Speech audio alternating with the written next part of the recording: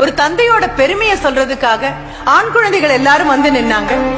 அவங்க வந்து நின்ன போது என்னுடைய மிகப்பெரிய சந்தோஷம் என்னவாக இருந்தது தெரியுமா? போறவரை எல்லா இடங்கள்லயும் சொல்வேன், அம்மாவுடைய பெருமையை ஆண்டவன் உட்பட எல்லாரும் சொல்லியாச்சு.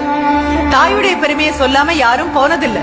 அது மனித உருவத்துல வந்திருக்கக்கூடிய தாயாக இருந்தாலும் சரி, அல்லது பூனையோ நாயோ காக்காயோ குருவியோ, எந்த இனத்துல தாய்மையை ஏற்றுக்கொண்ட அந்த பெண்ணாக இருக்கக்கூடிய எல்லாவற்றையும் புகழ்ந்து புகழ்ந்துதான் காலங்காலமா பேசிட்டே வரும். ஆனா தந்தை அப்படின்னு சொல்லக்கூடிய ஒரு நபர் குடும்பத்தினுடைய வேர் மாதிரி இருக்கக்கூடிய நபர். யாரும் இந்த வேரை பாராட்டினது கிடையாது. வேர் இருட்டுக்கு மட்டும்தான் சொந்தம், வேர் உழைப்புக்கு சொந்தம். இந்த இருட்டுக்குள்ளேயும் உழைப்புக்குள்ளேயும் இருக்கக்கூடிய தந்தைய பாராட்டுறதுக்கு அப்படின்னு யாரும் வந்தது கூட கிடையாது. நீங்க மரம் பச்சையா இருக்குன்னு சொல்லுவீங்க, ஆஹா கிளை எவ்வளவு ஆரோக்கியமா இருக்குன்னு சொல்லுவீங்க, இலைகள் எவ்வளவு பசுமையா இருக்குன்னு சொல்லுவீங்க, பூ எவ்வளவு அழகா இருக்கு, மொட்டை எவ்வளவு அழகா இருக்கு, காய் எவ்வளவு ஆரோக்கியமா இருக்கு, கனி எவ்வளவு சுவையா இருக்கு அப்படின்னு கை